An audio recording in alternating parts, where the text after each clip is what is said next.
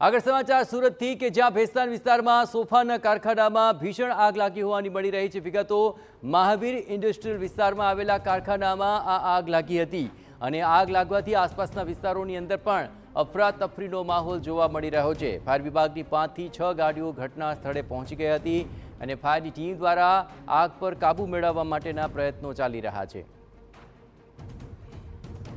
तो आज समग्र मामले વધુ વિગતે વાત કરવા માટે જોડાઈ રહ્યા છે ટીવી 9 સંવાદદાતા બલદેવ આગ લાગવાનું કારણ જાણી શકાયું છે? હાલ શું પરિસ્થિતિ છે?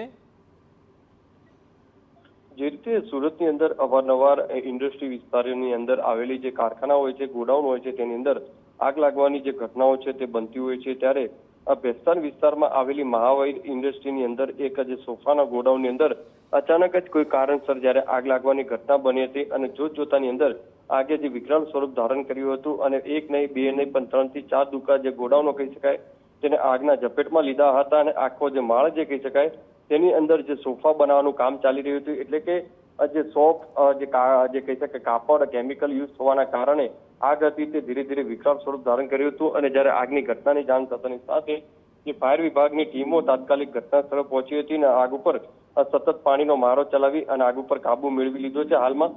પણ સૌથી મહત્વની વસ્તુ એ છે કે સુરતની અંદર અલગ અલગ વિસ્તારોમાં આવી જે ઇન્ડસ્ટ્રીઓ છે તેની અંદર આ રીતે આગની ઘટનાઓ બનતી હોય છે, ત્યારે મોટું જોખમ પણ ઊભું થતું હોય છે। કારણ કે આખા ઇન્ડસ્ટ્રીની વિસ્તારની અંદર જે ભાગદોડ મચી હતી, કારણ કે એક દુકાન અથવા એક ગોડાઉનની અંદર જ્યારે આગ લાગતી હોય છે ત્યારે આજુબાજુના ગોડાઉનો હોય, દુકાનો હોય, તેની અંદર પણ ભયનો માહોલ જોવા મળતો હોય છે। આગ ધીરે ધીરે જે વિકરાળ સ્વરૂપ થતી હોય છે અને બીજી દુકાનોની અંદર પણ ઝપેટમાં લેતી હોય છે। એટલે આવી વિસ્તારની ઇન્ડસ્ટ્રીની અંદર જે ફાયર સેફ્ટી ન હોવાના કારણે મોટી દુર્ઘટનાઓ બનતી હોય છે। ત્યારે જોવાનું રહ્યું કે હવે ફાયર વિભાગ દ્વારા કઈ રીતની તપાસ કરવામાં આવશે। जी बिल्कुल बलदेव, तमाम गतिविधियों पर आप नजर रखते रहो। जो आग लागी तो अफरातफरीનો માહોલ સર્જાયો અને ભીષણ માત્રામાં આગ છે અને તેને લઈને ફાયર બ્રિગેડની ગાડીઓ ઘટના સ્થળે પહોંચી છે। આગ પર કાબૂ મેળવવા માટેના પ્રયત્નો ચાલી રહ્યા છે।